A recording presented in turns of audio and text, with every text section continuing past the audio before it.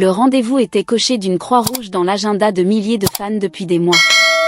Ce vendredi 27 février, la ville du Mans n'était plus seulement celle des 24 heures, mais bien la capitale de la musique française. Un mois seulement après la finale de la saison 14, l'effervescence était palpable aux abords de la salle, où des files d'attente interminables s'étaient formées dès l'aube. Pourquoi un tel engouement ? Parce que la promotion 2026 n'est pas une promotion comme les autres, elle est celle qui a réconcilié la France avec le format des grandes tournées marathon. L'enjeu est de taille.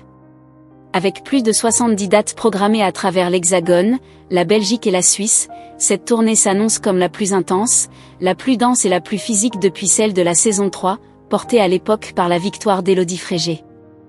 Le public ne s'y est pas trompé, les billets se sont arrachés en quelques minutes, transformant chaque escale en un événement médiatique majeur. Pour les 9 élèves qualifiés, ce n'est plus un exercice académique sous l'œil des professeurs, mais le véritable saut dans le grand bain professionnel.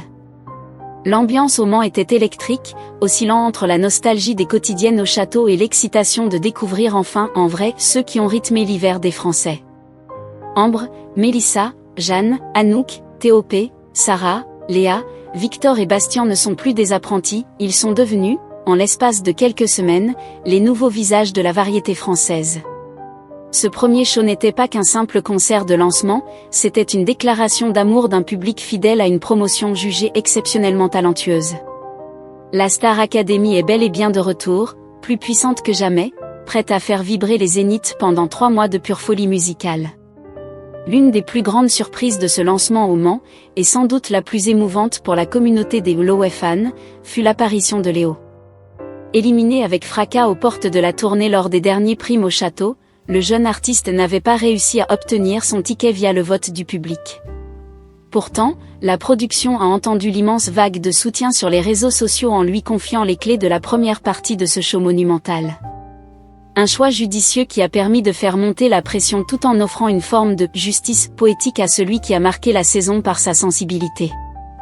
Pendant une vingtaine de minutes, Léo a littéralement habité la scène, prouvant qu'il avait parfaitement digéré sa déception pour se transformer en véritable performeur.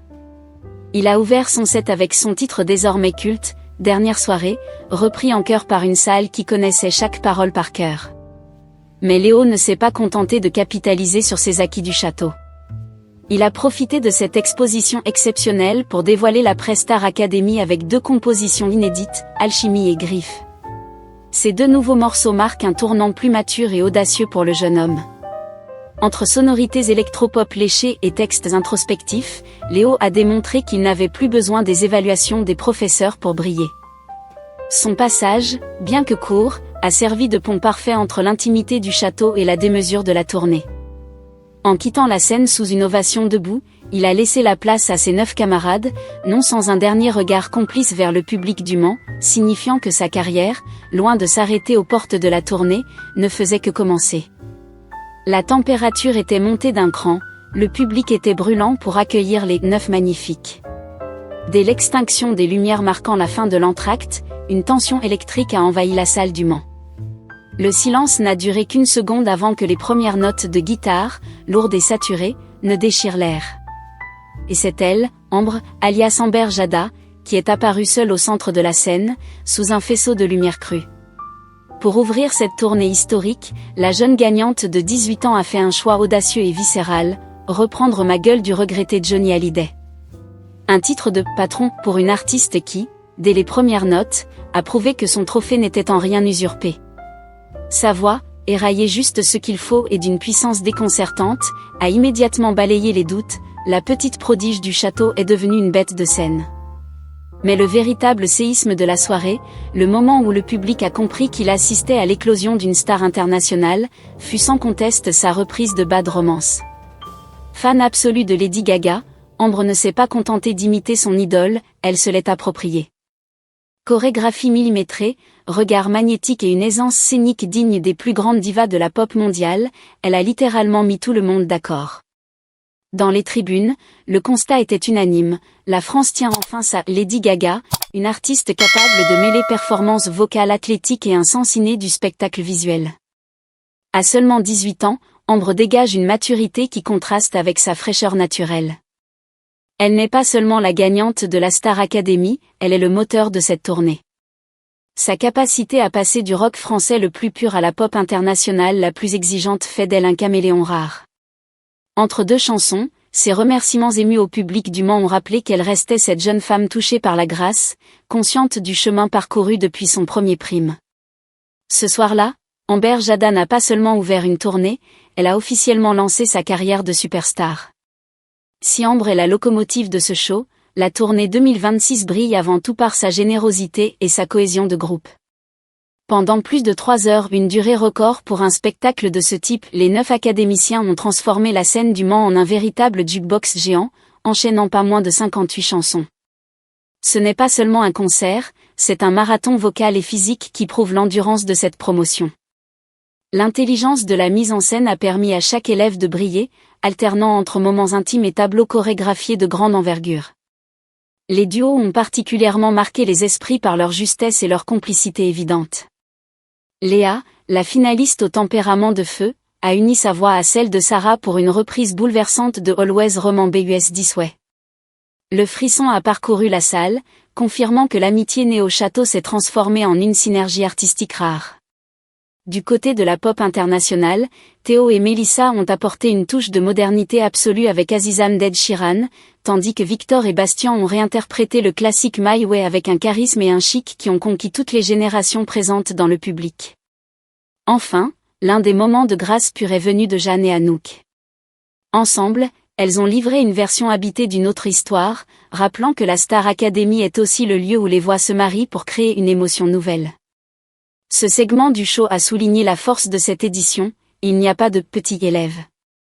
Chaque membre de la troupe possède une identité vocale forte, capable de porter des titres exigeants du répertoire français et international. Entre chorégraphie millimétrée et envolée lyrique, les 58 titres ont défilé à une allure folle, laissant le public du Mans essoufflé, mais conquis par tant de talents réunis sur un même plateau. Le concert du Mans n'était pas seulement une démonstration de force vocale, c'était aussi un vibrant hommage à l'histoire de la Star Academy et aux liens indéfectibles créés au château. La nostalgie a atteint son paroxysme lorsque les élèves ont revisité les succès de leurs prédécesseurs. Théo, avec une aisance déconcertante, s'est glissé dans la peau de Pierre Garnier pour une reprise habitée de ce qu'on était, transformant la salle en un océan de lumière de téléphone. Jeanne, de son côté, a rendu un hommage appuyé à Elena en reprenant Tout a changé, rien n'a changé, prouvant que l'héritage des saisons précédentes reste le socle de ce programme culte. Mais ce qui fait battre le cœur d'une tournée Star AC, ce sont les moments de communion totale, les collégiales. Les 9 élèves ont uni leur voix sur 4 hymnes qui ont jalonné l'histoire de l'émission.